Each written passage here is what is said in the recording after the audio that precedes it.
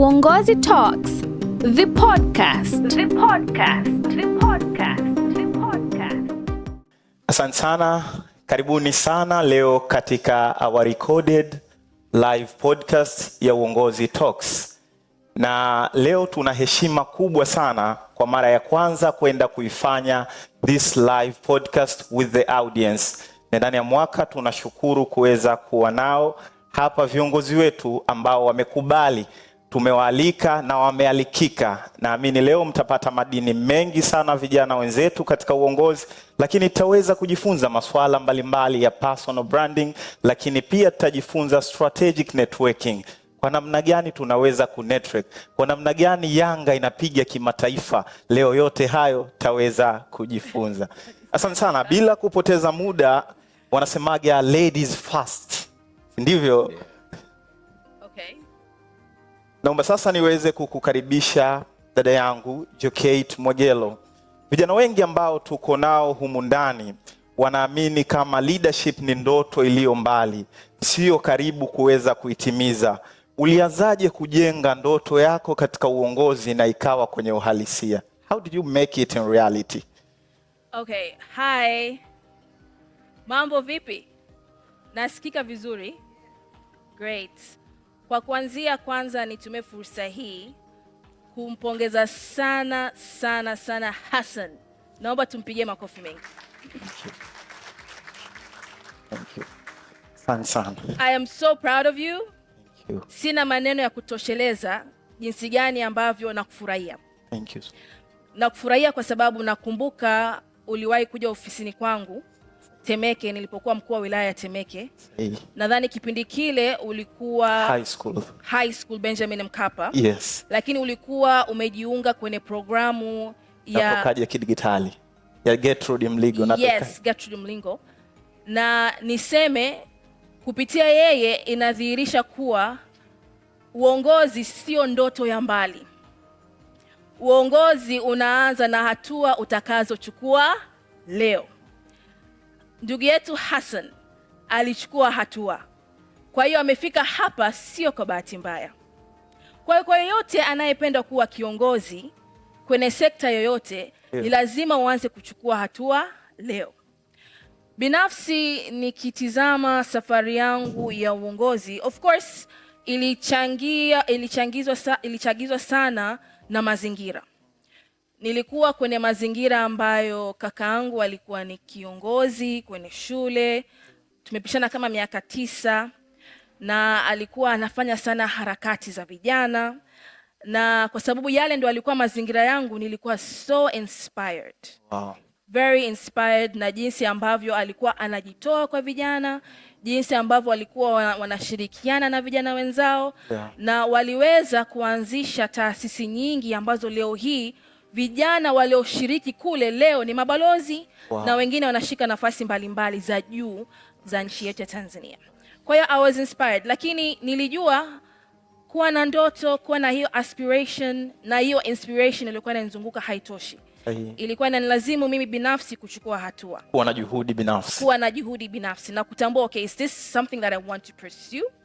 And if this is something that I want to pursue, ni nini inabidi nikifanya? Kwa hiyo nikaanza kwanza bidii shuleni. Nilikuwa naamini sana katika kuweka bidii kwenye masomo.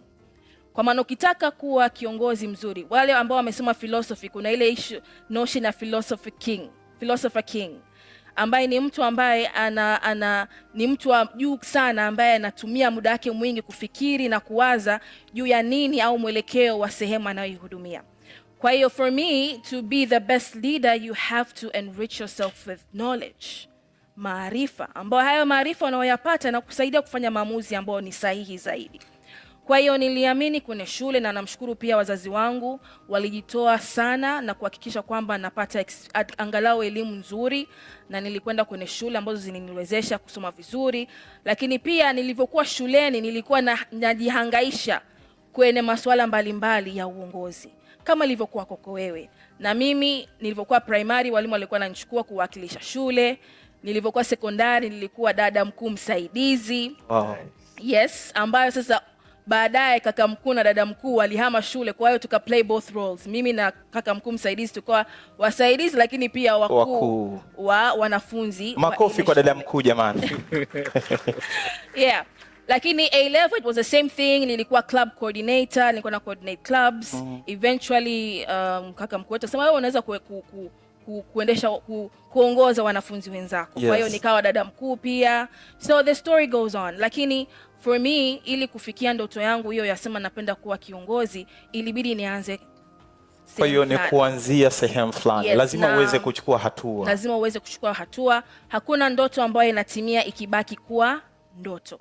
Ndoto inatimia ukiweka ile ndoto kwenye practice, ikiwa halisi kwa ifanyia kazi. Na niseme kwamba nikiona kwenye chumba hichi naona vijana wengi ambao wanafanyia kazi ndoto zao. Hongera. Thank you. And nimefarijika kuona hata ndugu yangu pale alikuwa anajielezea, fantastic presentation, well spoken, eloquent. Yani I see kupitia Uongozi Talk. Lakini hii auditorium hii. Yes. I see a great future of Tanzania. Amen. Amen. Naona future nzuri ya Tanzania kwa sababu tunao vijana ambao wanaweza kushika usukani wa kuiongoza na kuipeleka Tanzania kule ambako tunapenda ielekee. Wanasema, ukitaka kujua utajiri wa nini? Wa ng'ombe, unaangalia zizi lake, ndama kule wamekaaje. Sasa nikiangalia zizi letu hapa, mashallah. Tutazalisha viongozi wengi sana. Kabisa. Asante sana dada Jukate. Tukija hapo, umezungumza kwa namna ambavyo ulikuwa una shift na bila shaka ulikuwa kila ambapo unaenda unatengeneza network. Naomba nihamie kidogo kwa Arafat Haji. Networking, kila kijana amekuwa ndio kitu ambacho anakitamani. Kila akiangalia huyu amefika mahali fulani anaona kuna network ambayo huenda imemsaidia. Lakini wachache ambao wanaelewa strategic networking. Unawezaje kutuelezea hii maana ya strategic networking na namna gani kijana anaweza kuitumia kama sehemu ya potential? Asante sana Hassan. Nasikika? No. I think ukianza when you start talking, that's when they pick it up. Sababu sisi kule Yanga involves kukutana na mashabiki, sauti automatically inakuwa kubwa. I believe mnanisikia. Yeah. Nakushukuru Hassan kwanza na mimi kwa kunipa fursa ya kushiriki katika podcast hii ya Uongozi Talk. Ni fursa nzuri, lakini ni jambo ambalo kama alivyotangulia kusema dada yetu Jokate, linaijenga Tanzania yetu sio tu ya kesho kuianzia leo. Tunaijenga Tanzania yetu leo kwa kuandaa vijana. Na kwa sababu umeniuliza swala la strategic networking, sisi ndio strategic networking. Nimejia mafuta na nitaitolea mfano ambao ni halisi na mfano ambao unaishi. Nadhani kabla ya kufika hapa leo, Hassan ameni-approach kama sio mara 2 mara 3. Sahihi. Uweza kuja kushiriki kwenye hii podcast. Lakini the funny part, ameni-approach sehemu moja mara zote na sio kwa siku moja. Ama consecutively siku 2 ama 3. Hassan amekuwa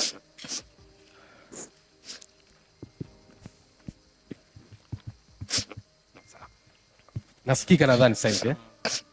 Hassan sijui kama ni coincidence tu ama amefanya research yake kujua mimi Ijumaa na swali msikiti gani. Ilikuwa na bahati nzuri sana, position yangu ya msikitini ninaposali Ijumaa haibadiliki. Kwa nadhani alifanya research yake vizuri, akajua wapi nakaa inapofika siku ya Ijumaa. Ilikuwa research kweli. Ni research. Yeah. So we are getting there kwenye strategic networking. Alijua kwamba nakaa wapi msikitini na baada ya sala kumalizika inanichukua muda gani kuinuka na kuondoka. Kwa mara 3 mfululizo Hassan amekuwa akinifuata akinielezea swala la kushiriki katika podcast hii ya Uongozi Talks.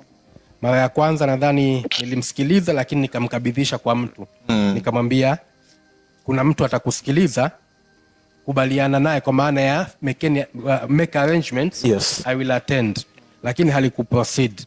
Akaja mara ya pili Nikamwambia kwani hamkukutana? Akaniambia tumekutana. Nikamwambia basi nita follow up mimi mwenyewe. Halikuendelea. Mara ya tatu hakukata tamaa Hassan. Akani approach tena pale pale. Msikiti ule ule, muda ule ule. Nikamwambia chukua namba yangu this time. Halafu nitumie kinachotakiwa kufanywa na nitumie ratiba. Nitashiriki hilo jambo. Kwa hiyo strategic networking, kwanza kujua nini unakitaka na mtu ambaye unataka kukutana naye nini atakusaidia wewe kuweza kufika pale ambapo unataka kufika. Kuna neno silipendi ambalo linatumika sana kwetu sisi vijana. Kuna networking na kuna kitu kinaitwa uchawa. Uchawa na networking. Badala ya kuwa tunakwenda kufanya networking, vijana tunakuwa tunatumika kwenye uchawa. Na huwa haina faida kwetu, badala yake unaishia kutumika, unaachwa, waliokutumia wanaendelea na mambo yao. Kwa hiyo unakuwa unatumika kunufaisha wengine. Kunufaisha watu. Wewe ambaye ulikuwa unataka kutengeneza ile network kwa ajili ya kuelewa vitu zaidi, kuweza kukufungulia milango mingine, unakuwa haujafanikiwa. Kwa hiyo kubwa la kwanza ni kuweza kujua network unayotaka kuiapproach unaijua vilivyo. Umefanya research, anapatikana wapi, tabia zake ni zipi, na kuna muda utakuwa tested. Nilimtest Hassan, nikamwambia kutana na huyu mtu, atakusikiliza, tutalifanya hili jambo. Nikitaka kujua kwamba je, yuko serious na anacho kisema. Na nilikuwa na passion sana hisi. Alikuwa mvumilivu. Na katika kujenga strategic networking lazima uwe na uvumilivu na nidhamu.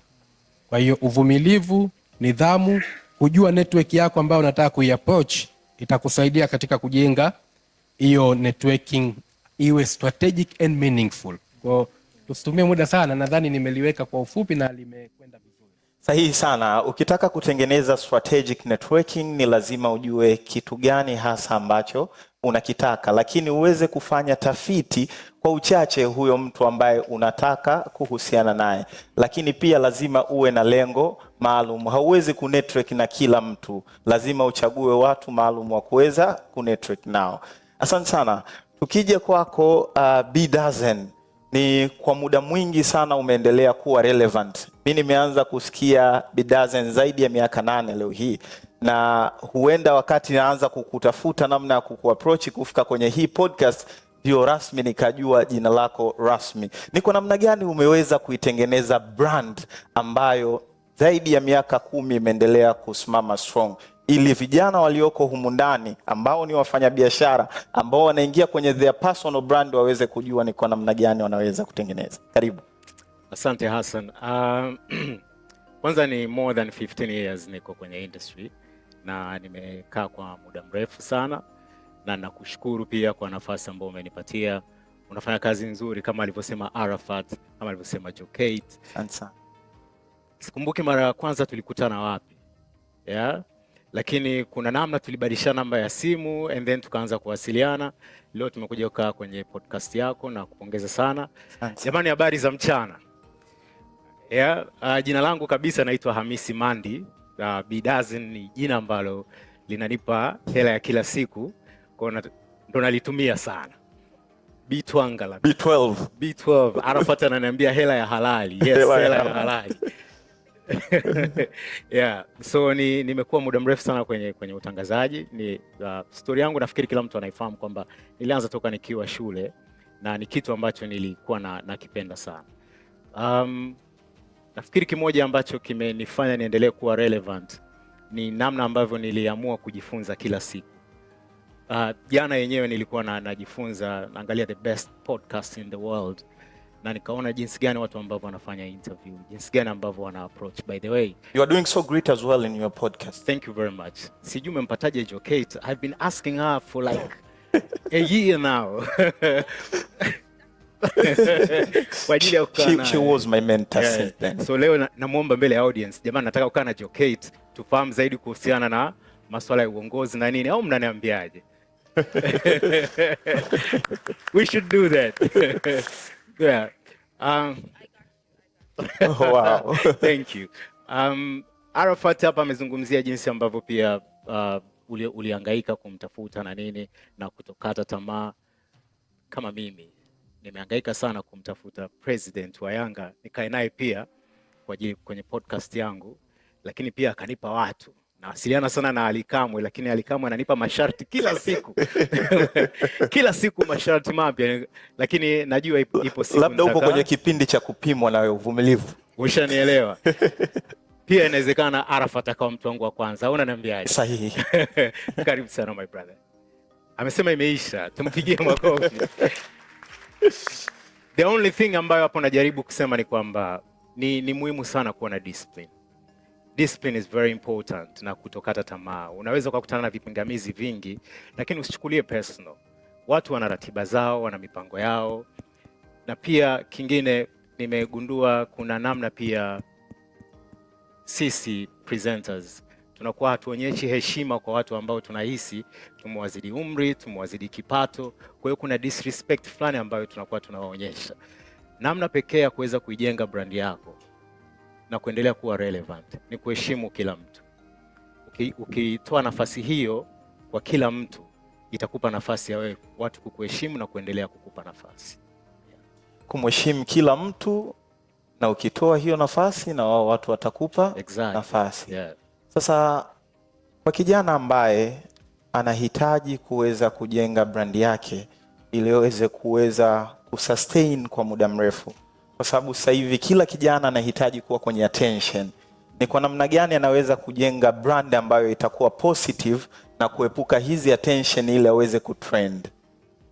Namshukuru mwalimu wangu bora kabisa wa siku zote, Ruge Mutahaba, rest in peace. Ruge aliniambia hata siku moja usije ukatokea mbele kutokana na umaarufu wako ambao unao, labda unaupata kwenye radio na nini. Acha kazi yako ikutambulishe. Siku zote ukiweka kazi yako mbele, itakutambulisha kwa watu vizuri na kuiweka brand yako sehemu ambayo watu wengine hawawezi kufika. Asante sana kwa maneno mazuri. Acha kazi yako iweze kukutambulisha. Mwangalie jirani yako alafu mwambie acha kazi yako iweze kukutambulisha. Hello.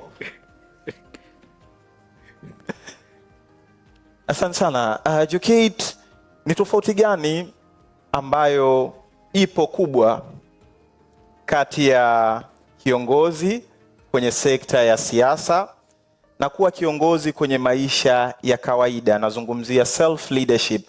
Vijana wengi ambao tumekuwa katika mazingira tuliopo, mara nyingi huwa tunaamini uongozi unaanzia pale ambapo utapewa taasisi ama nafasi fulani, na sio self leadership. Tunashukuru umeweza kuishi mwenyewe self leadership, kujiongoza kabla, lakini pia tunashukuru umeendelea kuwa kiongozi wetu mzuri kwenye sekta hii ya siasa. What the difference in between hapo? Uongozi wa kisiasa au wowote ule ni platform, ni jukwaa. Lakini self leadership ndio hasa foundation. Huwezi kuongoza kama wewe mwenyewe unashindwa kujiongoza. Kwa hiyo hata ukipata ile madaraka hutaweza kuyaongoza. Kwa hiyo for me self leadership ndio msingi wa uongozi wote. Ukiweza kuamka asubuhi ukajipangia ratiba yako, ukasema asubuhi nitakuwa naamka saa 11, saa 11 mpaka saa 12 labda nitakuwa ninasali, saa 12 nitafanya mazoezi, nitakula chakula fulani, yani ukawa na utaratibu binafsi. Na ule utaratibu ukaumanage, ukausimamia kama ni sehemu ya maisha yako. Ndio. Ni hatua kubwa ya kuweza kuwa na uongozi binafsi. Sasa ukifanikiwa hapo, likija jukwaa lote la kiuongozi inakuwa kidogo kuna uwepesi kwa tayari inakuwa unaweza. Kwa for me uongozi mwingine wote unaopata hiyo ni platform, ni jukwaa ambao sasa inaweza kukuexpose vizuri ama ikakuexpose vibaya kutokana na msingi uliojenga kupitia self leadership. So if you cannot lead yourself na mazingira hapo lipo, sidhani kama utaweza hata kuongoza wengine. Kwa hiyo for me that's the biggest difference. Kwamba siasa hiyo mostly ni platform, lakini self leadership is the foundation, ndio msingi hasa. Self leadership starting from you. Yes. Asante sana. Makofi jamani tafadhali. Wakati ambavyo mnaendelea kupata madini, tunashukuru watu ambao wameweza kutudhamini kuhakikisha jambo hili limeweza kufanya na likafanyika. Tunamshukuru M1 ambaye tunaburudika na vinywaji vyake, lakini pia tunamshukuru Anezilita na Azelita na wengine wadau wengi ambao wameweza kusababisha jambo hili kuweza kufanikiwa. White Sign, thank you so much. Arafat Haji, katika safari yako kutoka sekta ya fedha hadi uongozi wa klabu kubwa barani Afrika, networking imeweza kuwa na nafasi gani? Na wakati Mr. Mshindo anazungumza pale, kuna namna ulinigusa ukiwa unasema kama anazungumza na mimi, yani naiona kabisa safari yangu. Watu wengi huenda wameweza kukuona mara nyingi sana pale ambapo umekuwa Young African. Safari yako kiufupi ilianzia wapi kabla ya kuwa pale? Asante sana. Ilianzia alipoishia dada yangu Joket kwa kusema self leadership starts with you. Yeah. So wewe mwenyewe unakuwa na self leadership na unaweza usione kama unafanya leadership, lakini kuna watu wakaona kwamba huyu ana fit in kuwa mahali fulani. Na nitatumia mfano halisi kwenye hii safari ya Yanga. Mtakumbuka mwaka 2018-19 tulipitia kipindi kigumu sana Young Africans. Tulikuwa tunaitwa bakuli. Wakati ule bakuli, makapu, wakati ule kila mtu alikuwa anatafuta namna ya kuisaidia Young Africans. Inatokaje pale ambapo ilipokwama. Baadhi ya at the same time nilikuwa ni banker. Sasa baadhi ya friends ambao ni bankers pia walikuwa wameanzisha WhatsApp group yao, Young Africans lakini bankers. So one of my friend, hatakuwa tukifanya hata kazi pamoja, akani approach akaniambia kuna group ya Yanga na nimewapa jina lako wa kuadd kwenye hiyo group. Sikujua anafikiria kitu gani. Kumbe wao wamesha discuss kwamba tunahitaji watu sasa kutoka corporate tuwapeleke kwenda kulead Young Africans ili tukafanye hii transformation. Kwa that's self leadership. Wewe unaweza usione, lakini how you show, how you act, watu wanakuona kwamba you are capable and you can.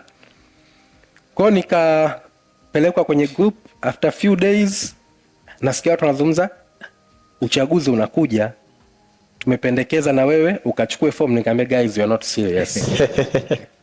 Yani from banking and then niende kwenye Young Africans. So they try to talk sense in me. My point is again here ni kwamba networking inakutengenezea daraja muhimu. Unapata watu ambao wanaweza kukwambia who you are, wanaweza kukwambia vitu ambavyo pengine hupendi kuvisikia wewe mwenyewe, lakini vina faida kwako. Na mimi kwenye network yangu nao watu aina hiyo. Kuna watu ambao najua wao wataniambia vile ambavyo mimi sitaki kuvisikia. Yeah. I've got a friend ameshanifanya nikafuta my Instagram posts several times. As much as mimi naiona post iko vizuri, haina shida, he will come hard on me. Ataniambia futa, itoe, hiyo ndoa. Akiniambia futa, sirudi nyuma. Nitakwenda, sababu ndio nimemweka kwenye category hiyo. Sijamwambia kwamba fanya hivyo, lakini yeye amekuwa through our friendship akini guide to be a much better leader kwa kuangalia vitu ambavyo anavifanya kwenye public. Hiyo ndio networking ambayo inakutengenezea daraja na inaendana na tulichosema mwanzoni kwamba hizi strategic leadership. Ulipokuwa natoa mfano nilikuwa namwambia Hassan mwaka 2007 nadhani ndio naingia KCB kama MC. Mimi ni mtoto wa Kizanzibari na Wazanzibari huna cha kuambia kwa Zanzibar. Mimi ikifika Ijumaa Zanzibar, ama nikipata kalikizo kidogo tu uko nyumbani, niko nyumbani Zanzibar. Sasa siku niko likizo, ilikuwa payday, nikatoka zangu nyumbani nimeenda kwenye branch yetu moja ya KCB. Nimeingia pale ndani, nataka kwenda kuchukua mshahara wangu. Nimefika kwenye ATM ifanye kazi, kabidi niingie banking hall. Sasa nafika banking hall nakuta kuna watu wawili mwanaume na mwanamke wamesimama. Mimi sababu sio branch yangu, najua kuna wenzangu watawahudumia, nikapita tu nikaenda kwa tela moja kwa moja. Kufika kwa tela, nimepata huduma, nimemaliza huduma, bado wale watu nawakuta wamesimama pale. Nikiangalia kuna desk 3 za watoa huduma wengine, kuna customer service, kuna personal banker, kuna mtu wa business banking, wote wanawaangalia tu. Hakuna mtu amebother kwenda kuwasikiliza. Anyway, nikasema it's a brand I'm working with, let me step up. Nikaenda nikawa approach, nikawauliza mmeshasikilizwa? Wakaniambia bado. Mna changamoto gani? Wakaniambia mtoto anaumwa na tunatafuta njia ya kutuma hela. By then mobile money bado haijakuwa sana nyumbani hapa Tanzania. Okay, nikamwambia mnataka kutuma kiasi gani? Ilikuwa hela ndogo kama 1.5. Mnataka kumtumia yuko wapi? Yupo Sinza. Basi mwambie aende branch ya KCB Mlimani City. Kuna dada ana jina hili, akamuone. Mimi nikampigia simu leo nikamwambia nina shida.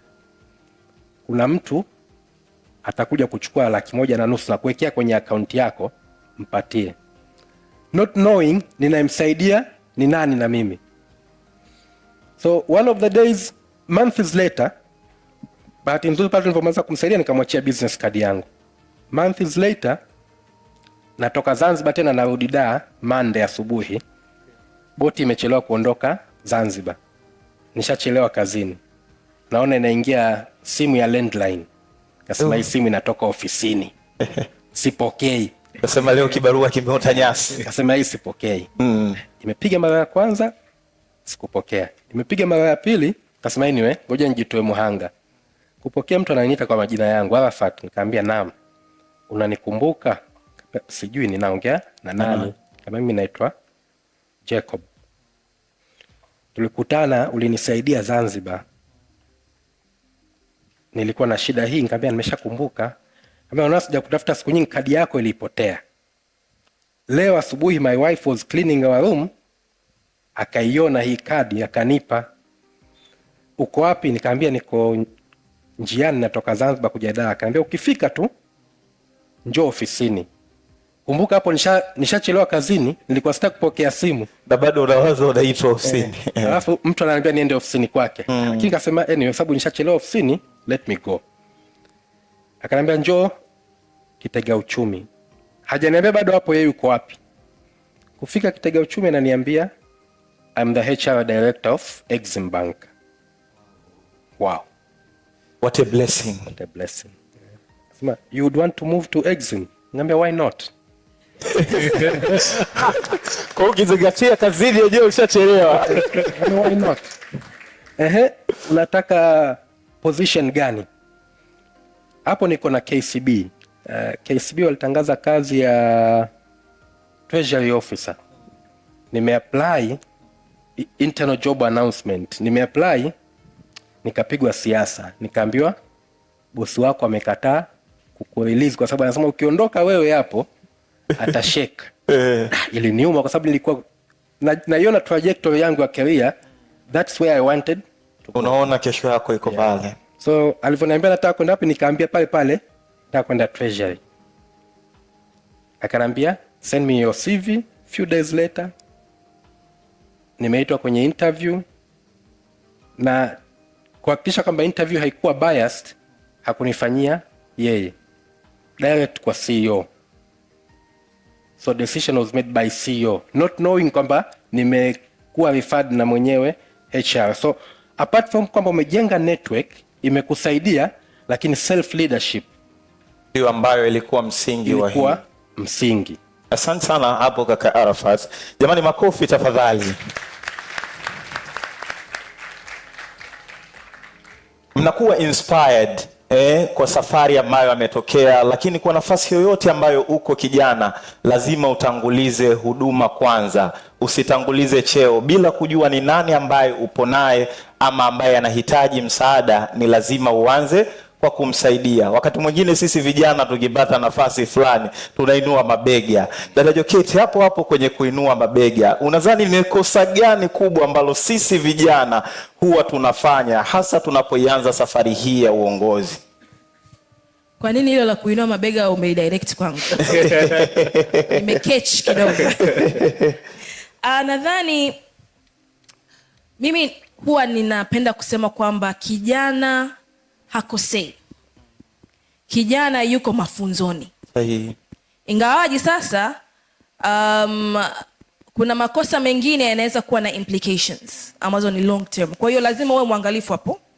Lakini kipindi hiki cha ujana ni kipindi cha kujaribu trial and error, na kuna mengi ambayo unafanikiwa, unajifunza, lakini kikubwa ni ukidondoka, nyanyuka, songa mbele. Lakini kosa kubwa ambalo naweza kusema kwamba kidogo lipo hivi ni vijana siku hizi. Yaani unataka walale waamke washakuwa kitu fulani. Absolutely. Wana sijui we are impatient. Sijui, yani kuna nadhani pia ni matokeo ya mitandao ya kijamii. I was coming there. Comparison. Yes. You want everything to happen so fast. Lakini sidhani kama hata mimi nilivyokuwa enzi hizo, nilivyokuwa nachipukia kwenye ujana, nilikuwa nikimwangalia by then Imelda alikuwa na Bang magazine. Nikimwangalia sijui nani anafanya, nikasema jamani, na mimi nitafikia lini haya mafanikio? Yani you're like, when is this going to happen for me? Lakini kumbe ili uwe na mafanikio ya kudumu, you have to pay the price. Yani kuna kitu lazima. Can you repeat that? You have to pay the price. Yani ukitaka mafanikio ambayo ni rasha, wewe fanya kirasha. Lakini ukitaka mafanikio ya kudumu, you have to pay the price. Ndio maana kuna course zingine unakuta wanasoma watu miaka 10, lakini ili uwe mbobezi kwenye ile tasnia unaotaka kuifanyia kazi, lazima uinvest. Kuna time lazima uwekeze. Kwa hiyo mimi nadhani kitu kikubwa ambacho we need to overcome ni matamanio ya overnight success. Na muangalia kijana wangu pale Rio. Mmemwitaje hapo? Mmemtambulisha? Mr. Paul Siniga, kaka yetu huyo. Mr. Paul. Yeah. Rio mimi namjua tagana beka nadhani siku 15, 16. Mimi Mwenyezi Mungu amenijalia moyo fulani hivi, napenda sana kusaidia wenzangu. Sahihi. Na hasa vijana. Yani truth be told, I love it. Just it's very much. Tumpigie makofi kwa moyo ambao Mungu amemjalia. Sasa huyu alinipigia simu. Rio alikuwa na ambition bwana. Na mashallah umefikia ambition zako. Mungu amekujalia. For real. Alinipigia simu, mimi niko chuo kikuu cha Dar es Salaam. Ananiambia, okay, is this Joke? Yes, this is Joke. You're speaking to Jokate. Jamani, mimi natamani sana kwenda kwenye ilikuwa fashion show. Nikamwambia, unataka kwenda fashion show ipi? Ilikuwa si event gani ya fashion? Nikamwambia haina shida. Unakaa wapi? By then alikuwa anakaa huku Shoppers. Nakumbuka.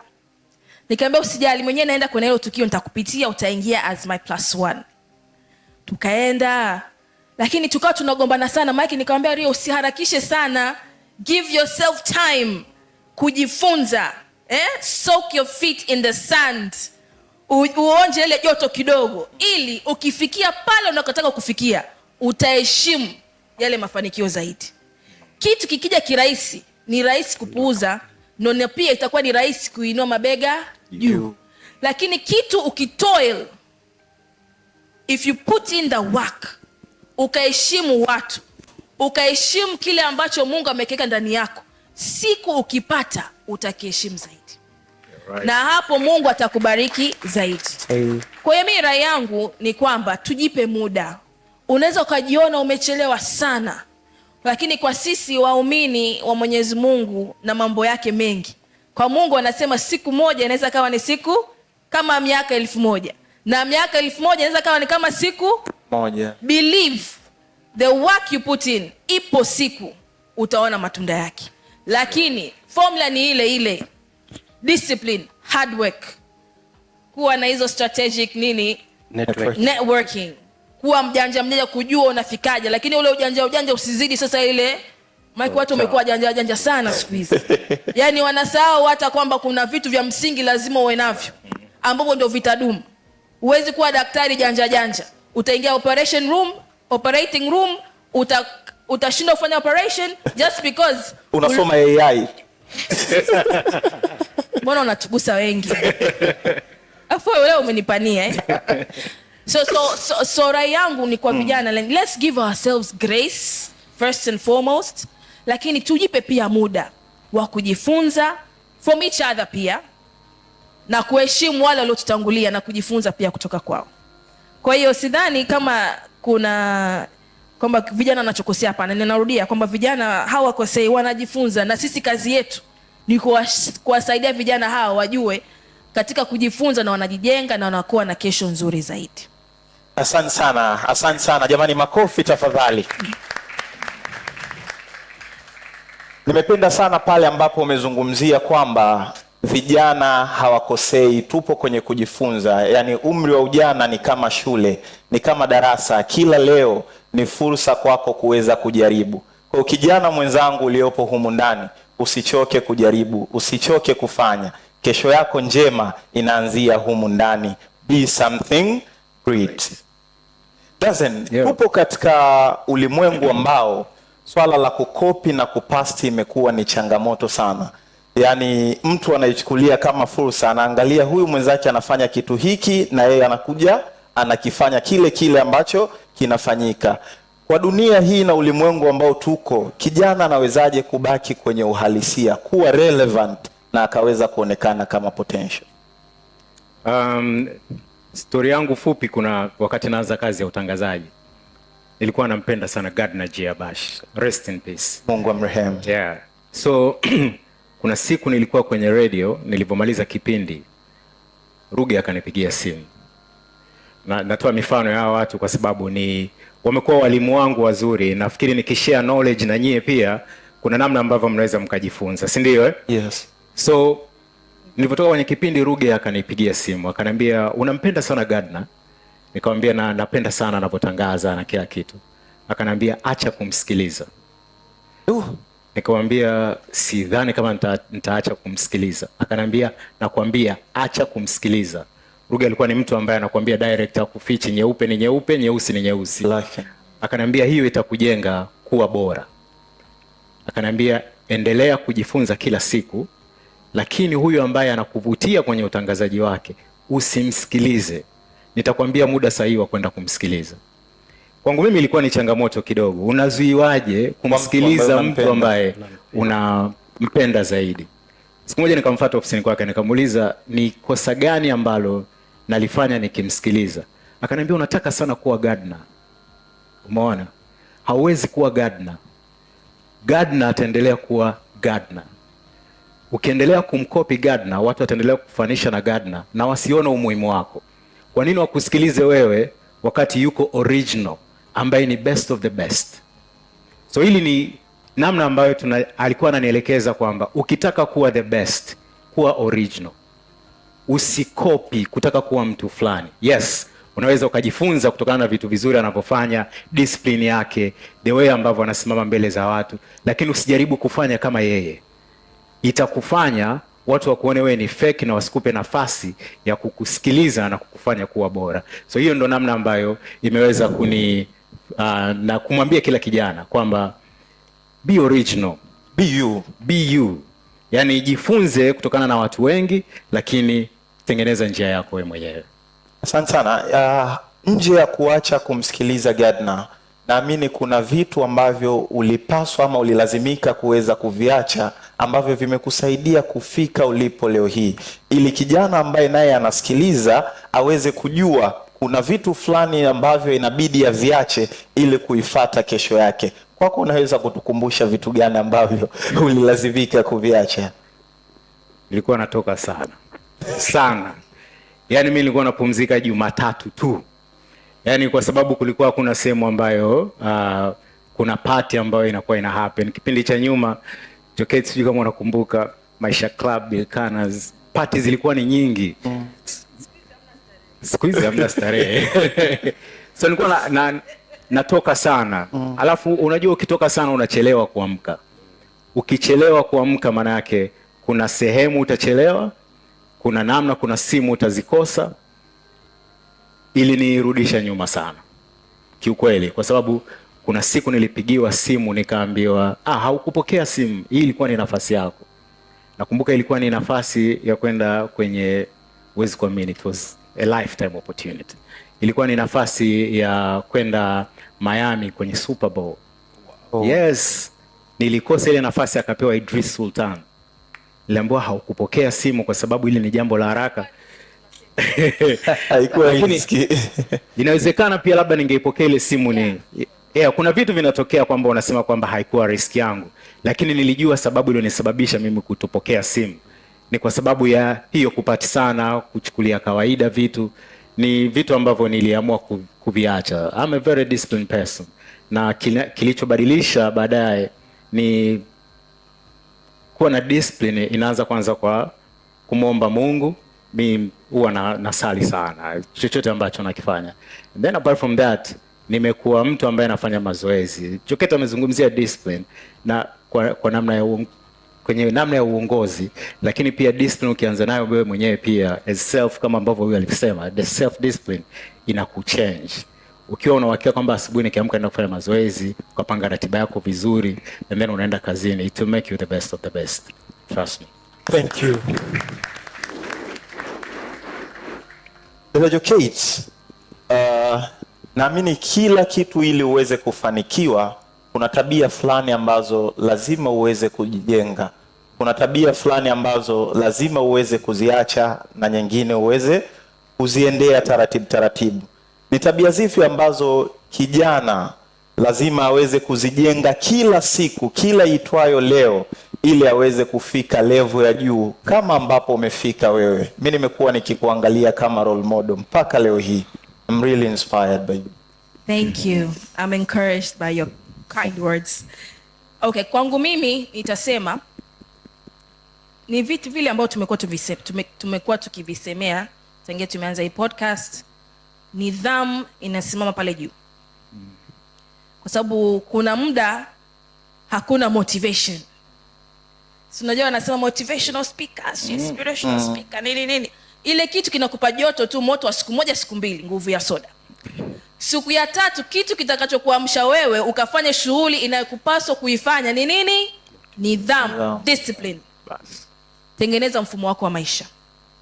Tengeneza mfumo ambao utakufanya wewe utoboe, upate kipenyo chako, ufike kule ambako unataka kufika. Lakini kingine ambacho kwangu mimi kimenisaidia kwa kiasi kikubwa kuliko pengine kitu kingine chochote ni kuheshimu watu. Heshimu your peers. Heshimu watu. Yani nimefurahi sana namna ambavyo ndugu yangu Arafat alivyoongelea swala la kuheshimu. That was respect, unajua. Mtu amekuja humjui, unamfanyia jambo lake, ni kuheshimu. Lakini nyinyi wengi nadhani ni wanafunzi, si ndio? Wangapi huku ni wanafunzi? Mko chuo, sekondari. Jamani, wanafunzi hamjui hata kujitambua. Wangapi humu ni wanafunzi? Ndugu yangu pale tulikutana naye Mwalimu Nyerere. Nimefurahi kukuona uko hapa. Jamani, heshimu, mheshimu mwenzako hapo unaekaa naye. Huwezi kujua kesho atakuwa wapi. Leo hii ukimkanyagia mwenzako, ingawaje mimi sio muumini, mimi watu ukinikanyagia kesho tukikutana, una jambo lako nitakufanyia. Atakayelipa mabaya ni Mwenyezi Mungu. Sisi tunamwachia Mwenyezi Mungu, yeye atajua jinsi ya kudili na wewe. Lakini kwa kuheshimiana mtaona thamani ya mwenzako, na hiyo itakusaidia pia kuona thamani yako wewe. Leo hii tumefika hapa wote. Sio jambo rahisi kukusanya vijana hapa zaidi ya 100 ambao wanajitambua. Hassan, umejiheshimu kwanza wewe binafsi, lakini umeheshimu wenzako na wao wamerejesha hiyo heshima kwako. Kwa hiyo heshima ni kitu cha msingi. Very important. Heshima. Lakini pia kuwa na consistency. Wanasema ombeni bila kuchoka. Yani hiyo inatufundisha kwamba ukiona siku ya kwanza hujafanikiwa, songa. Jaribu tena the next day. Keep on knocking. Go. Yani wewe nenda tu. Kuwa consistent kwenye kitu ambacho unakitaka. Na mfano hayo wa consistency tumeona kwa ndugu yetu Hassan. Ingekuwa siku ya kwanza amemvizia, maana mimi nasema yeye ulimvizia. Sahihi. Amemvizia Arafat msikitini, angekata tamaa, angesema huyu Arafat mwenyewe kwanza anajishaua, anaona kanzu yake kapata Dubai, Omani, anajikuta yeye ndo mtu kuliko sisi wengine wote. Angepotezea, lakini no. Akaja siku ya pili, akaja siku ya tatu, mara sasa hiyo the final day ndo Arafat akamwambia bwana chukua namba yangu. Leo hii yuko wapi? Hapa. Na connection hii imemsaidia hata ndugu yangu Bidazen Bitwanga la kupata interview. Kupata interview zake. Yeah. So guys, be consistent, hey? Yeah. Yaani kama kuna kitu unakitaka, kiwekea msukumo wa kila siku kukitafuta na kukipata. Na mwana ndugu yangu hapa George pia ni mfano mzuri wa mtu ambaye ni consistent. Na mimi Mwenyezi Mungu kanijalia watu wengi nakutana nao kabla hawajaanza haya mambo yao makubwa. Kwa hiyo hata akijidai na mambo yao makubwa, mimi nawacheki, najua wewe. Tunajua ulikotoka. George bwana alikuwa anasoma pale chuo cha diplomasia. Kipindi hiko niko mkuu wa wilaya ya Kisarawe, walikuwa wanakuja kunipa support. Lakini ilikuwa pia ni sehemu yao wao kujiexpose. You know? Kwa hiyo usikae tu umejifungia ndani. Put your talents to test. Expose yourself. Ameongea vizuri sana ule kijana hapa, msaidizi wako. Au Filderus. Said Hassan. Mnasema anaitwa Said. Yes. So Saidi. Yeah. Ni Said. Said. Nimemwajiri international. Said. Ukiwa international ni Said. Ukiwa local ni Saidi. Saidi safe. You are tofauti. Ukiwa loko ni Side. Side Mnyamwezi. Media anasema anajisikia. Put your talents to test. Umeelewa? Usikae tu unasubiri nini malaika ashuke akwambie wewe. Embo kuna namna nyingi Mungu anafanya mambo yake kupitia nyinyi. Sisi wengine tumefanya, yani sisi tukijitazama jamani, umejaribu. Jamani mimi na nyimbo, wimbo leo.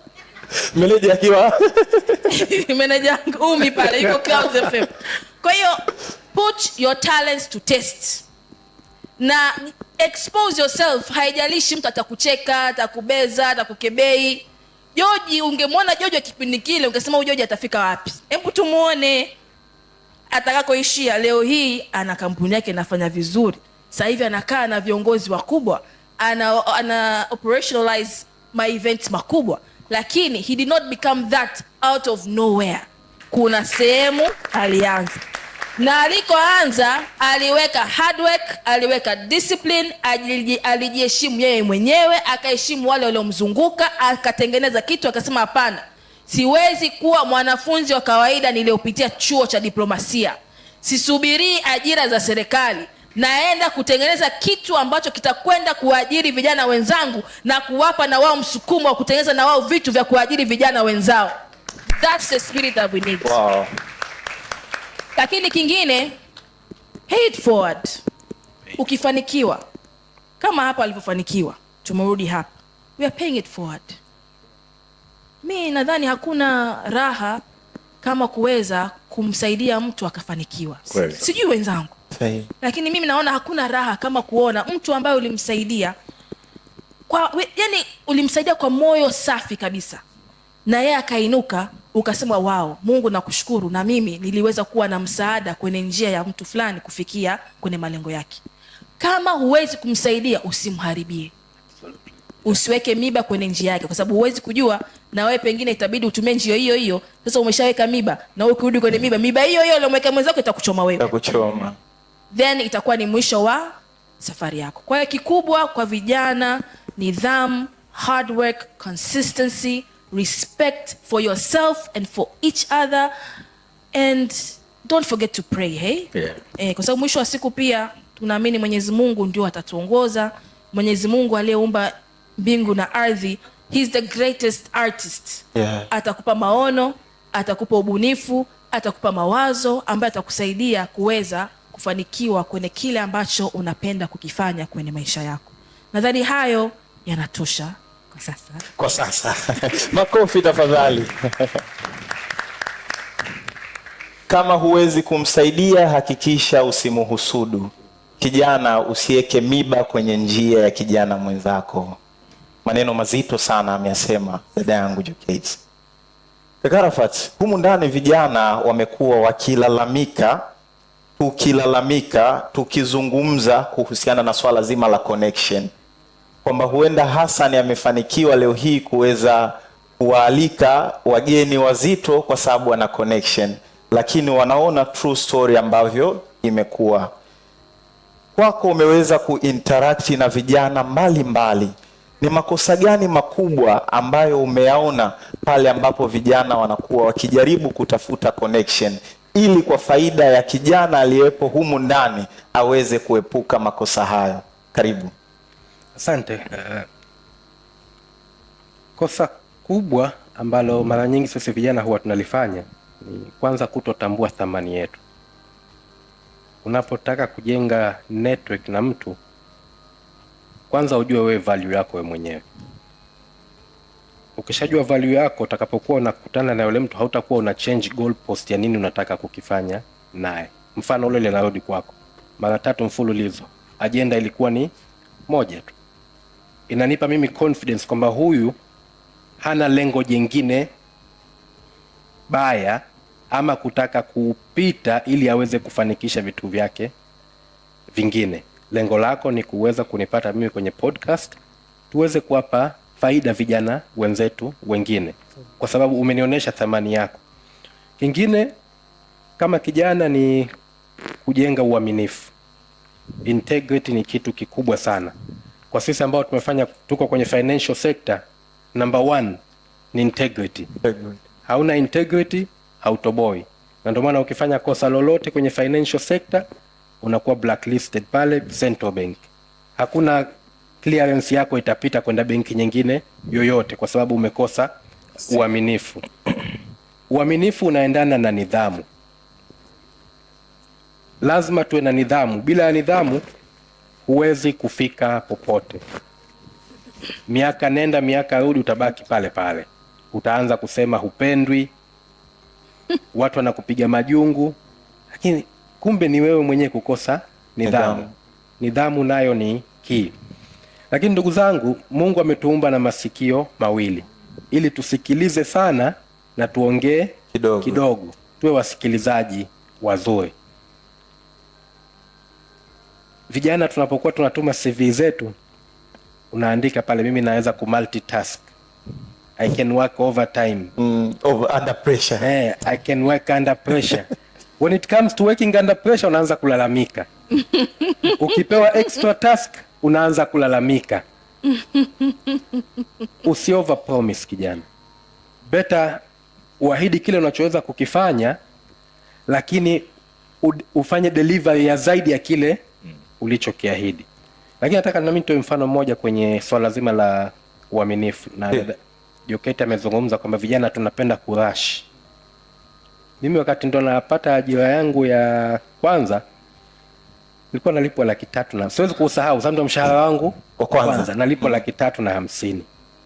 Lakini kuna bank officer wenzangu tuko pamoja, mimi nikiangalia 350 haiwezi kutosha kwenye petroli, nilipe rent hiyo. By then nilikuwa nasoma, nikate umomo nijilipie ada. Wenzangu nikiwaangalia wanakuja kazini, tuko same level, wanakuja kazini na gari. And then I was asking myself, it's either I am doing something wrong or they are doing something wrong. So ilikuwa nanipa tabu kwamba where am I getting it wrong? Kwamba at same salary, same scale, wenzangu wana gari, mimi sina gari, nakula basi. But later I came to realize I wasn't doing anything wrong. They were doing something wrong. I went very far. I went very far. All of them hawakuwa tena kwenye industry. So they were doing some, kaka CRDB atakuwa anajua. If you do anything wrong kwenye banking, hautaenda. Kesho yako ni fupi. Ni fupi sana. Kwa sababu the industry is same. Ukitoka CRDB kwenda NMB, CRDB they will definitely go to NMB to ask about you. Wakiambiwa kwamba karakta yako sio nzuri, integrity yako ina shida, hauwezi kwenda popote. Kwa hiyo vijana wenzangu, integrity, tusikilize sana, lakini tunaposikiliza tujue thamani yetu ni ipi katika network ambayo tunakwenda kuifungua. Asante sana. Hakika maneno mazuri sana ambayo umeweza kuzungumza. Niendelee kuwakumbusha hivi vilivyopo mezani sio mapambo. Kwa wakati B12 akiwa anaendelea, naomba sasa tuweze kukaribu vinywaji. Tuko na M1 ambaye ameweza kutupa support kubwa sana. Kwa hiyo karibu kuweza kufungua kinywaji kilichopo mbele yako. B12. Yes. Uko vizuri Hassan. Asante sana. Katika tabia ambazo tuko nazo vijana, unadhani ni vitabia gani vidogo vidogo ambavyo vinaweza kumsaidia kijana kutoka kwenye self development as an individual kwenda kwenye institutional development? Kwa sababu kwako safari yako ni inspiration, umeajiliwa Clouds, lakini leo hii unamiliki biashara zako Born to Shine, lakini pia podcast. Kwa hiyo kijana ambaye leo hii anaanza akiwa individual, ana tabia gani ambazo anatakiwa kuweza kuwa nazo ili aweze kufikia kwenye uongozi wa institution yeye mwenyewe? Hassan, umesema tabia ndogo ndogo. Yes.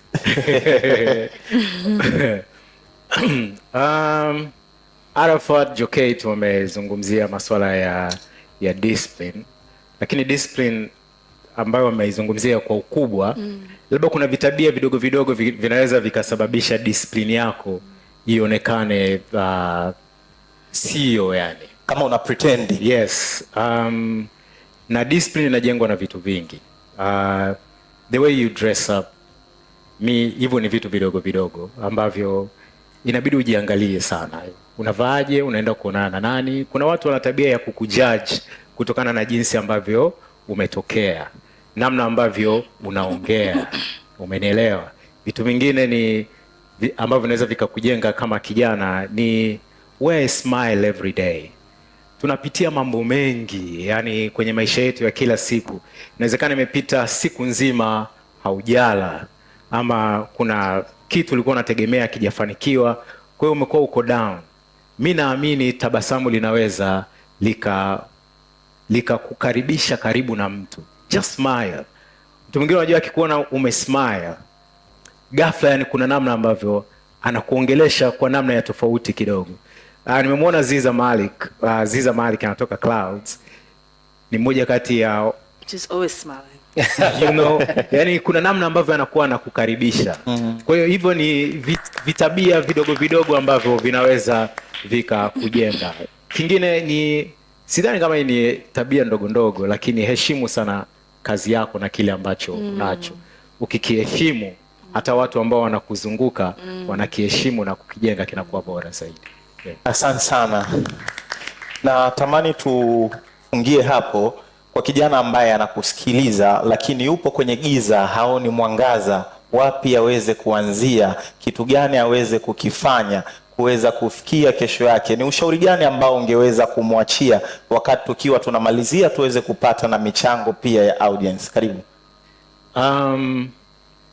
Yako mengi, lakini kwa sababu tuko wengi najua kuna wengine watashare Jokate pamoja na Arafat. Kimoja ambacho mimi nakiamini kwa kijana yoyote, usikate tamaa.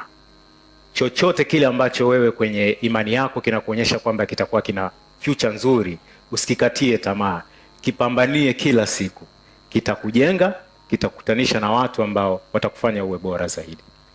Asante sana. Usikate tamaa. Kakangu George, asante sana pia kwa kuweza kutusapoti. Umetuonyesha kwa dhahiri kuwa hatupaswi kukata tamaa. Dada Jokate, najua kuna ushauri mwingi sana ambao vijana wanakufuata kwako kila leo. Lakini humu ndani leo tumebarikiwa na sisi ni mara ya kwanza kuhosti hii live podcast. Tumebarikiwa, mmekuwa sehemu ya kutufungulia njia na mlango huu. Naomba leo hii uweze kushauri, kuongea na kijana mmoja ambaye yuko humu ndani. Huenda huo ushauri haujautoa popote, na kama umeutoa basi kwa mtu wako wa karibu sana, naomba uwape baraka ya kuwapa ushauri huo vijana waliopo humu ndani. Okay, nachoweza kusema ni kuwa success, mafanikio sio tukio. Mafanikio sio, it's not an event. Yani your success is not a one-off event. Ni culmination ya matabia za kila siku. So if you want to succeed, jitathmini, tabia zangu zinanipelekea kwenye mafanikio? Na nikipata ile mafanikio nitaweza kuya maintain, kusustain na kwenda kwenye kuscale up kwenye mafanikio ambayo ni makubwa zaidi. Na tuendelee kujifunza. Na kwenye kujifunza ni lazima pia tujifunze tabia za watu ambao tunaona wamefanikiwa. Mimi napenda sana kusoma tabia za sportsmen and women. Ronaldo, Cristiano, CR7. Ukiangalia the amount of time they put, yani muda wanaowekeza katika kujijenga wao, inaendelea kutuambia kwamba mafanikio sio tukio la siku moja. Ni tabia ambazo tunazifanya kila siku. Kwa hiyo every day ukiamka, jiulize leo ninafanya nini? Nina tabia gani ambazo zitakazo niwezesha mimi kuwa na kesho iliyo bora ama kufikia mafanikio ambayo nayatarajia. Lakini kikubwa, ukipata mafanikio, yale mafanikio uendelee kuyasustain. Kwa sababu kama alivyosema baba wa taifa wa Afrika Kusini Nelson Mandela, kwamba when I climbed one hill, alipanda mlima mmoja akaona amesucceed kupanda mlima mmoja, lakini alipopanda ule mlima akagundua na milima mingi mingine ambayo inabidi ya nini apande. Kwa hiyo success ya kitu kimoja lazima izalishe success zingine. Sasa how tunazalisha success zingine? Ina come down to tabia zako za kila siku, vitu unavyofanya kila siku, maamuzi yako ya kila siku. Dazi umeongelea kitu kizuri sana. Vile vitu ambavyo unaviona wewe ni vidogo ndio vikubwa. Na unajua pia sisi, unajua ukifika umri fulani umri wa kupunguza chumvi, sukari ambao tunaukaribia unakuja appreciate kwamba mafanikio yapo kwenye vipindi ambavyo hakuna mtu anakutazama. Yani mafanikio hujengwa kwenye nyakati ambazo hakuna mtu anakutazama. Mafanikio makubwa hutengenezwa kwenye mambo ambayo wewe unaweza kuona ni boring. Yani kuamka asubuhi, kufanya mazoezi, kuhakikisha una masaa mawili unasoma, it's monotonous, you know? But vile vitu ambavyo ni boring ndio yanatengeneza mafanikio ambayo yanadumu. Ndio maana nimerudia kusema kwamba success is not a one-off event. Ni culmination ya tabia zetu na maamuzi ambayo tunayafanya kila siku katika kujiboresha sisi ili tuweze kufikia mafanikio yetu. Na hasa tabia ambazo matendo na maamuzi ambayo tunayafanya wakati hakuna mtu anayetutazama, hakuna mtu anayetushangilia. Yani watu watakuja kukushangilia wewe wakiona umezindua kiwanda chako, lakini hawajui ili ufikie kile kipindi au ile siku ya kuzindua hicho kiwanda kuna vitu gani ulivifanya ukavipitia ambayo ikakupelekea kuweza kufikia haya mafanikio. Right. Asante. Mwangalie jirani yako alafu mwambie mafanikio sio tukio. Success is not an event. Asante sana kwa ujumbe mzuri ambao kila kijana yuko humu ndani, hakika ni ushauri ambao hatujawahi kuweza kusikia. Arafat Haji, kwa kijana ambaye anakutazama humu ndani na ambaye yuko nje atatufuatilia, ni ushauri gani ambao unaweza kumwachia kijana huyu kuweza kutoka alipo chini bila background nzuri ya familia, bila kuwa na connection kubwa ya kuweza kumfikisha ambapo anahisi wengine wamefika? Ni ushauri gani ambao ungetamani kijana huyu aweze kuondoka nao siku ya leo? Karibu. Asante sana. Kwa vijana wenzangu ambao tuko wote hapa, mimi bado ni kijana. Mzee, mimi nimekuzidi kidogo na nimeigonga ile 4th floor. Lakini bado ni kijana. Bado ni Gen Z. Bado ni Gen Z. AI inaijua vizuri na wewe. Kwa vijana ni vitu kadhaa. La kwanza, uadilifu. Ndio jambo la kwanza. Uhakikishe jina lako linakuwa na uzito. Likikosa uzito jina lako kwa sababu ya kukosa uadilifu, safari inakuwa sio ndefu sana. Nidhamu. Uadilifu siku zote unafuatana na nidhamu. Tuhakikishe tunajenga nidhamu, tunawaheshimu watu, tunajiheshimisha sisi wenyewe pia. Tutaweza kupita katika safari ya mafanikio kama ambayo tumepata sisi wengine nafasi hiyo kuipita. Dada Jokete aliuliza hapa ndani wangapi ni wanafunzi, na nikaona wamenyosha mkono watu wa hizi hapa 3 za kati. Lakini katika maisha sisi sote ni wanafunzi na kila siku tunajifunza.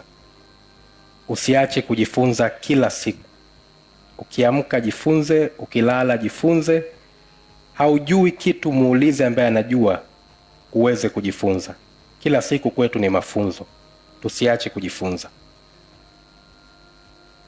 La 4, tuheshimu watu. Uongozi ni watu na sio cheo. Kesho cheo hakipo, Jokete akinipigia simu bado naweza kupokea. Nikimpigia simu Dazen nataka podcast, siko Young Africans, napata nafasi ya kwenda kufanya podcast. Kwa sababu nimejenga network ya kuwa na watu kama Arafat na sio cheo ambacho kimenifanya kuwa Arafat. Mungu amrehemu baba yangu, siku zote alikuwa akiniambia hilo kwamba cheo ni dhamana. Ikiondoka dhamana ya cheo, wewe unaendelea kubakia. Watu ambao umekuwa nao wamekuwa wakikuzunguka wakati una cheo, waendelee kukuheshimu kama wewe, sio kwa cheo chako.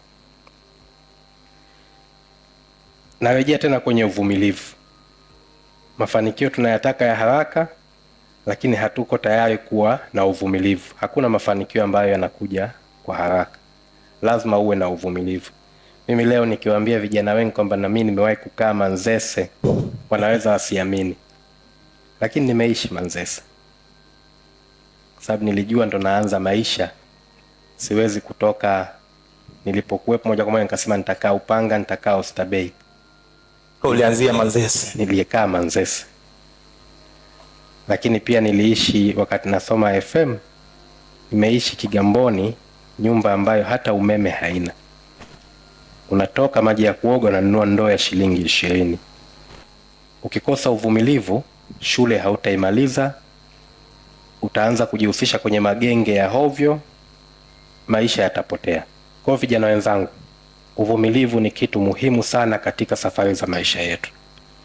Uongozi Talks naamini ipo kwa ajili ya kutukutanisha vijana, tukazungumza, na kama comrade hapa amesema, focus na mentor. Sio unazunguka kwa kila mtu kuwa mentor wako. Tafuta mentor atakaye kugroom, utafanikiwa. Na leo tumeanza kufungua hiyo forum. I believe ukimfuata Jokate kama alivyomfuata Hassan kwa mentor wake, she's open to do that and help. I am also open to do that and help. Vijana tumekuwa tukiambiwa kwamba ni taifa la kesho. Mimi nimekuwa nikiamini kwamba sisi vijana ndio taifa lenyewe. Asanteni sana. Asante sana. Makofi tafadhali.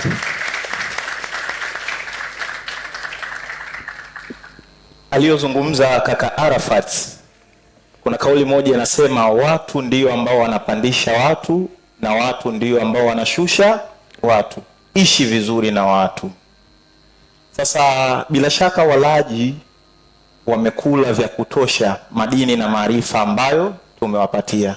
Walau kwa uchache, kwa ufinyu wa muda ambao tuko nao, nilitamani na wao tuweze kuwapatia nafasi walau hata 3 ili kuweza kuuliza kile ambacho wanatamani kusikia moja kwa moja kutoka kwetu, na hii ndiyo italeta maana ya kuwa live podcast. Asante sana, naomba tuwapigie makofi mengi sana. Asante sana Hassan, lakini pia jopo zima, na kama alivyosema mkurugenzi wetu tunaenda kwenye Q&A. Kwa hiyo kwa yoyote mwenye swali 1, 2, 5, 12, 17, 25, kila mmoja na swali. Sasa sijui nani tutampa nafasi, lakini au pick randomly. Tutafanya kike kiume ili kila mmoja apate nafasi. Maswali ni mangapi mkurugenzi? Tuanze na matatu kwanza. Tuanze na matatu. Kwa hiyo jina lako, unapotoka, short and clear. Maelezo tuhitaji kuyafinya kidogo. Kwa uchache sana jieleze swali lako. Karibu sana. Shukran. Kwa jina naitwa Arafat Maulid, ni mtangazaji msomi, nasubiria ithibati wanipe changu. Swali langu naelekeza kwa my brother Mandy Bidaze.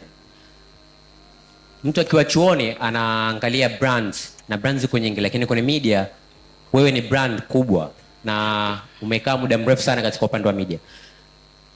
Wanafunzi tukiwa vyuoni huwa tunafikiria kwamba tukimaliza vyuo tukitoka hapo tunaenda kwenye mainstream media, wanaenda tayari kwa ajili ya kutuajiri. Hizo ni frika ambazo kila kijana yupo. Ningekuwa na uwezo wa kupata private, lakini najua huko ndani kila mtu anapenda mambo ya media, atamani awe mtangazaji, lakini ile akiri ya kijana kwamba nikitoka hapa naenda kuajiriwa na Clouds, naenda kuajiriwa sijui na Wasafi, EFM, Crown. Wewe unamshauri nini kijana yule? Na pia swali langu lingine ni kwamba swali moja. Sawa, ila limeingia umo, najua atalimalizia, lakini unawezaje kuimanage podcast kukua na brand yake kukua mpaka mtu kuamini kwamba hata nikikufuata leo hii itakuwa ni rahisi kwa sababu shaiamini podcast yangu imeenda, kuna clip ambazo za shukrani sana. Asante. Makofi mengi sana. Swali la pili. Naomba ukiuliza swali unaenda straight to the point. Yes, naomba wa nyuma yako. Mheshimiwa mbunge, naomba unisamehe sana. Huyu ni mheshimiwa mbunge. Wa nyuma hapo kidogo utampatia. Amen. Mbunge ajaye. Amen. Asante. Kwa majina naitwa Cecilia George Maroda. Ni mwanafunzi wa kituo cha uhusiano wa kimataifa na diplomasia. Nasoma kozi ya governance and strategic leadership. Mara nyingi huwa tunajifunza kuwa contingent theory ni kwamba inafanya uongozi unabadilika kutokana na mazingira. Kwamba je, katika uzoefu wenu ni lini mlihisi mazingira na lazima kubadili mtindo wenu wa uongozi au leadership style ili kulinda maslahi ya taasisi, na ni kwa namna gani mnadumisha maadili ya uongozi, leadership ethics, bila kuathiri ufanisi wa taasisi mnazoziongoza? Asante. Asante sana. Swali la pili hilo ni kwa wakati gani mlijua kwamba sasa ni wakati sahihi wa kubadilisha leadership style kutoka style moja kwenda style nyingine? Kama watu walikuwa wanabembeleza sasa hivi ukawakaripie, ulikuwa ni wakati gani? Swali la tatu ambalo ni la mwisho kwa sasa, naomba huyu ana fans wengi, ananiambia huyu umechaguliwa, the chosen one. Haya, twende swali la tatu. Karibu. Asante. Kwa majina naitwa Nuru Erasto, nasoma chuo kikuu Ardhi, Bachelor of Science in Land Valuation. Swali langu ni direct kwa Madam Jokate kwamba how do you cope with family and society, ile mitazamo yao kwamba ukifanya kitu fulani kitaleta kitu fulani, au mtu anaogopa kufanya kitu fulani kwa sababu familia yangu haiamini katika uongozi au haiamini katika kitu fulani. Utawaaminishaje ili wewe uweze kufanya hicho kitu? Makofi mengi sana kwake, kwamba kuna familia bado zinaamini mwanamke hawezi kuwa kiongozi, mwanamke hawezi kusimamia kitu.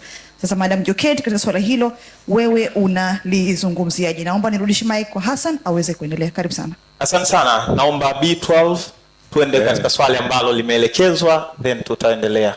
Okay, na kushukuru sana. Jina lako silijui, ila nimekuwa na social media and I really like what you're doing. Nimewahi na kitaa. Yeah, namuona style yake jinsi ambavyo Fati na kitaa. Fati na kitaa. Fati na kitaa.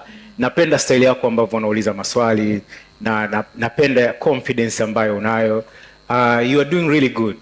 na hicho ndo kitu ambacho kinaweza kikakuweka kwenye big media houses. Inaangalia watu ambao wako very creative.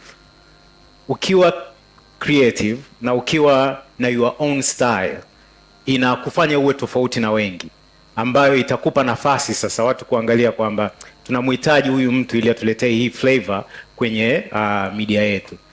Sisi wakati tunaanza hakukuwa na competition ya media houses na social media pia. Wakati mimi naanza nilikuwa form 5. Mimi nimeanza kutangaza nikiwa form 5. And nilianza Arusha. Story fupi sana, sichukui muda wako. Sawa. Niko Arusha, niko Clouds, na niliwahi kufukuzwa pale. Niliambiwa hebu toka hapo na uniform zako wewe mwanafunzi. Nililia sana. Katika siku ambazo niliwahi kulia, nafikiri hiyo ni moja wapo. And then nikafika nyumbani nikamwambia, mama akaniuliza mbona analia? Nikamwambia wamenifukuza. Kwa sababu mama alikuwa anajua dream yangu ya kuwa mtangazaji.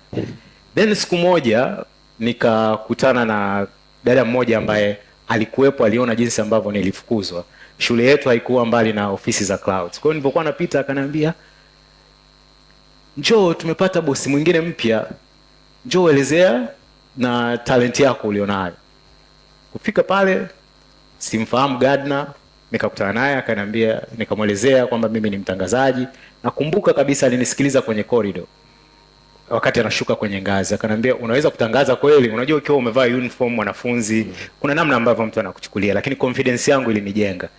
Nikaanza ku freestyle kama mtangazaji. Sasa natangaza kipindi huku nashuka ngazi kutoka ghorofa ya 5 mpaka chini. Tumefika chini akaniambia unaweza kuwa mtangazaji mzuri, lakini hiyo lafudhi yako ya Kichaga, unajua ukiwa Arusha tena haiwezi kukufanya kuwa mtangazaji bora.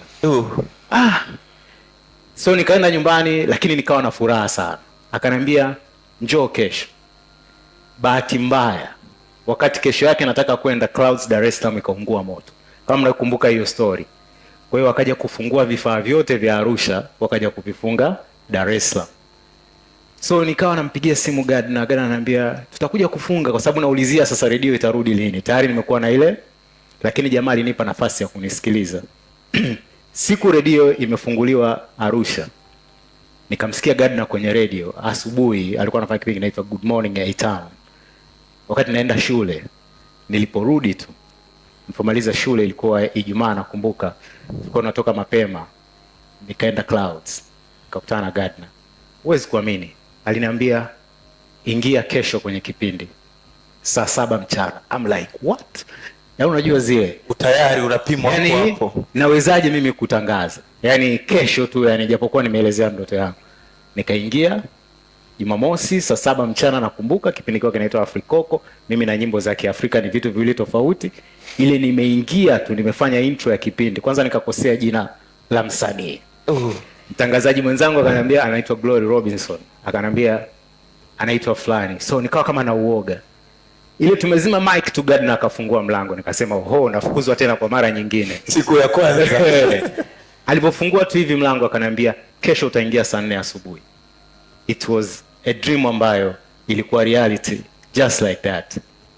Nafasi ambayo ilikuwa ni the best of the best. Ni siku natangaza kipindi, nimevaa uniform zangu. Kumbuka nilikuwa nafanya kipindi tu Ijumaa, Jumamosi na Jumapili sababu ya shule. Wakati niko kwenye kipindi karibu kinaisha kwenye saa 2 usiku, Ruge akafungua mlango wa studio. Ruge alikuwa anakaa Dar es Salaam, lakini kumbe alikuja Arusha.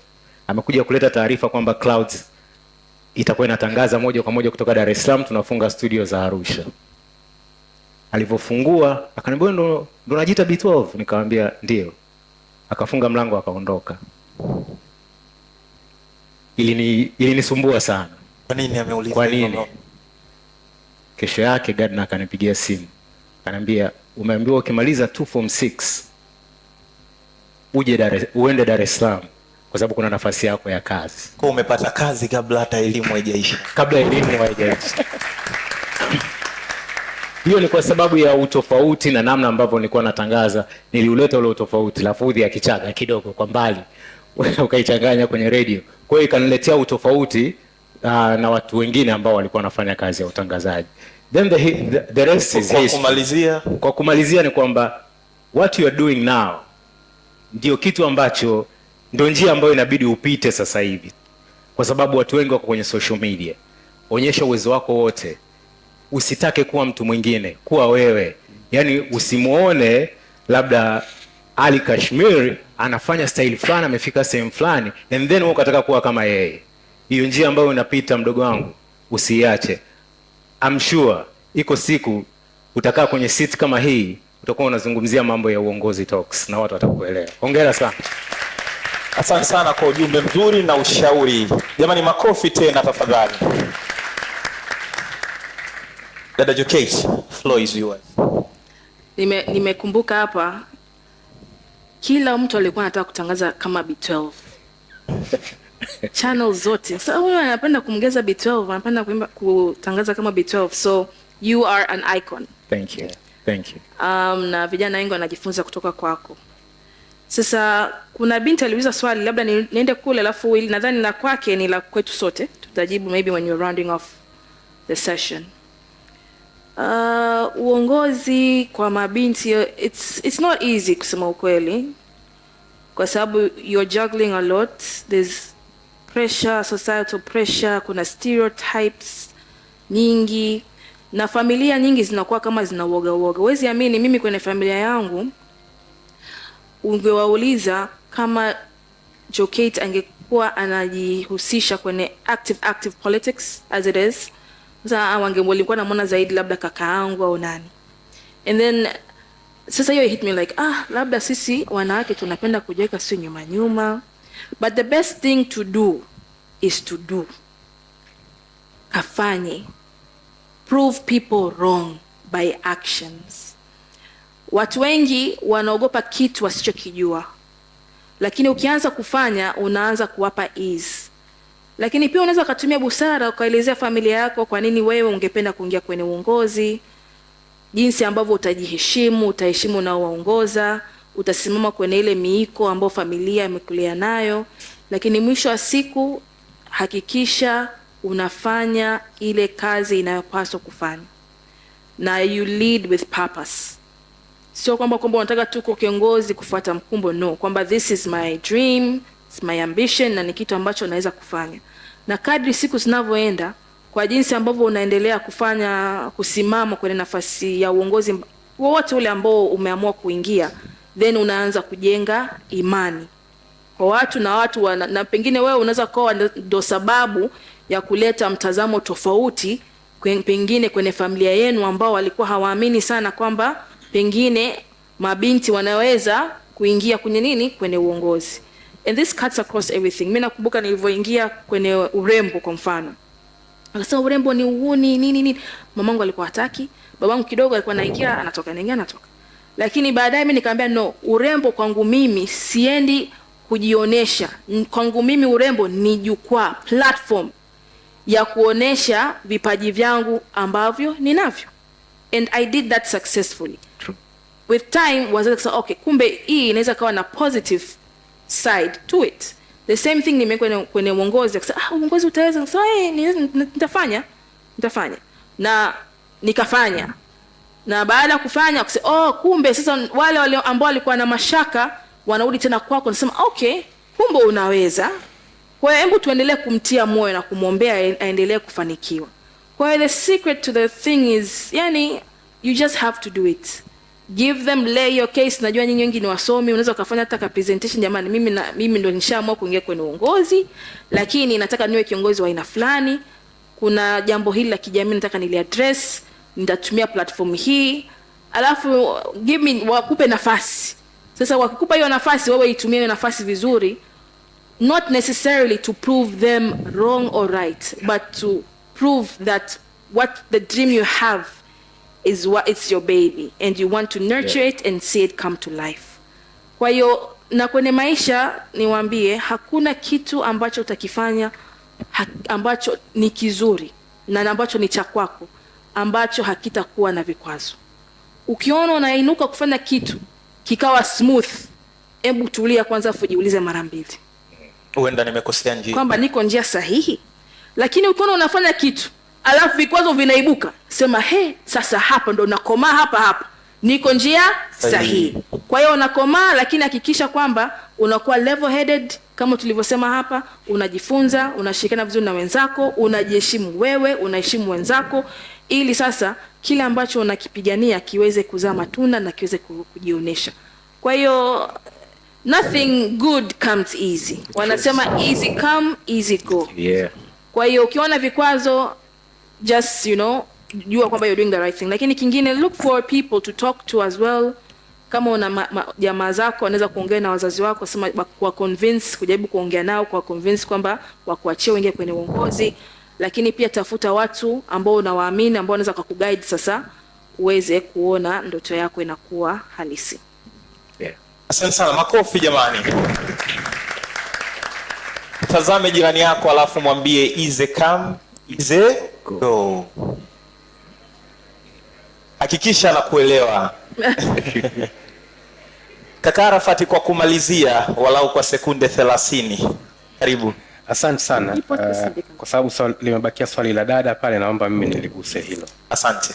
Mimi binafsi nina filosofi yangu ambayo naitumia kwenye uongozi, ambayo huwa nasema the only constant is change. If you don't change, change will change you. So unapokuwa kiongozi, lazima uwajue watu wako, ujue unaongoza katika mazingira gani. Na nitakupa mfano. Mimi napenda kuzungumza kwa mifano. Wakati nimeteuliwa kwenda kuwa mkurugenzi mwendeshaji wa shirika la bima la Zanzibar, ndio ilikuwa mara yangu ya kwanza katika zaidi ya miaka 15 na kwenda kufanya kazi serikalini. Over 15 years nimefanya kazi kwenye corporate world. Corporate world tuna utaratibu wetu tofauti na serikalini. Day one nimefika, nimeona mazingira hivi, nikasema this is not for me. I think in a week I'll be gone. Lakini nikasema hapana, nikafanya assessment, nikaangalia watu wangu, entire management team ni mama zangu na baba zangu. Worse enough, one of my management member alikuwa ni cousin brother wangu ambaye amenilea. I didn't choose kwenda kuwa kiongozi wake, happened by chance. So una manage watu ambao wamekuzidi umri, una manage mtu ambaye pia amekulea umo ndani, una adopt, lakini unawaaminisha kwamba things have to change. And we have to deliver what we have been tasked to deliver. And if we are not going to change, then we will never deliver ambacho tumetakiwa kukiachieve. So always mimi nikiamini kwamba the only constant ni change. Kwa hiyo assess your environment, jua watu wako, na kiongozi wewe mwenyewe kubadilika pia inaruhusiwa. Na unapobadilika haimaanishi kwamba huna msimamo. Unabadilika kulingana na mazingira ambayo yapo. Inawezekana aina ya utendaji ambao umekuwa unayo haiendani na mahitaji ya taasisi unayoiongoza. Nimetoka kwenye corporate, nimeingia kwenye public sector. I changed myself, I changed my people, tukakutana katikati, and the rest is success story. Naomba niishie hapo. Nice. Asante sana. Asante sana. Kulingana na muda, darasa bado ni tamu na madini bado ni mengi, lakini nikiri ya kuwa Uongozi Talks ni chombo, ni meli ambayo inaendelea kukupa maarifa wewe kijana mwenzangu.